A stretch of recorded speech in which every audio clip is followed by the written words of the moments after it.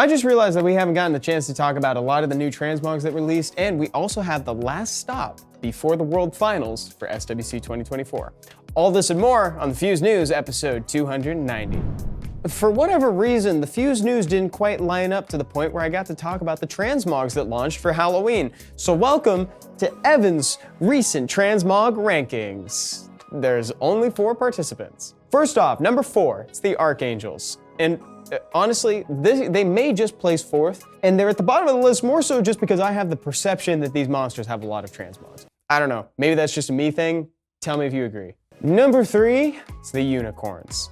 Helena's AoE defense break has never looked better. I'm a huge fan of the pumpkins. Number 2, it's the Dekebi Lords. Specifically Gapsu for this one though, because his skill 2 just looks incredible. I really like the pseudo 2D clouds that are getting sucked into the gourd along with one of your buffs. And number 1 is the Hand of Reincarnation Shadowcaster, which I admit is low-key cheating because the skin's not even out yet, and it's a season reward for RTA Season 31 if you finish P3 or above. So that means that I probably won't get it, but the skin is so dope that it makes me want to try, and that's a huge compliment.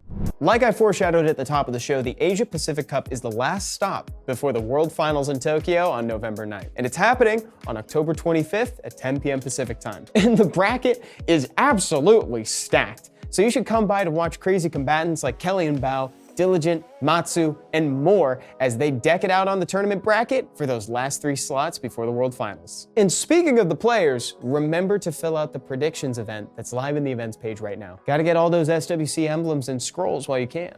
On our streams this week, earlier on Wednesday, I did another episode of the Summoners Workout streams where I lose gains to get gains. And I'm not trying to spoil the episode, but I'm low-key gonna spoil it here. We actually surpassed the record for push-ups on stream in this one. Just barely, but we still surpassed it. It was a super fun time. I do 20 push-ups on a loss, and I do 5 extra if I ban an LD5. It's the LD5 ban tax. And if you're watching at the time of release, we still have 1 more stream to round out the week, and it's gonna be me and Stoic as we jump on the ranked ladder with a couple new units in our comp. One of mine is probably still gonna be the Dark Harpu, the newly second awakened Dark Harpu, because, you know, I don't know, I haven't benched her yet. That's at 11 a.m. Pacific time. I'll see you there. Ba-da-da-da-da, it's the not so weekly.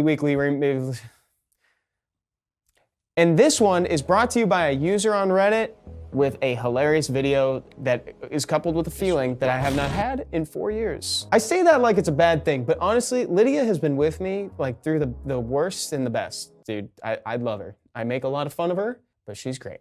I got 2 videos for you that have launched on the channel recently. The first is a spotlight on Ciara that features Stoic, and this is an SWC Monster Spotlight on Chow. Otherwise, it is Friday, my dudes, so make sure to pick up your 5-star Rainbowmon and Devilmon if you haven't already. Keep on farming, and I'll see you right back here next week for episode 291.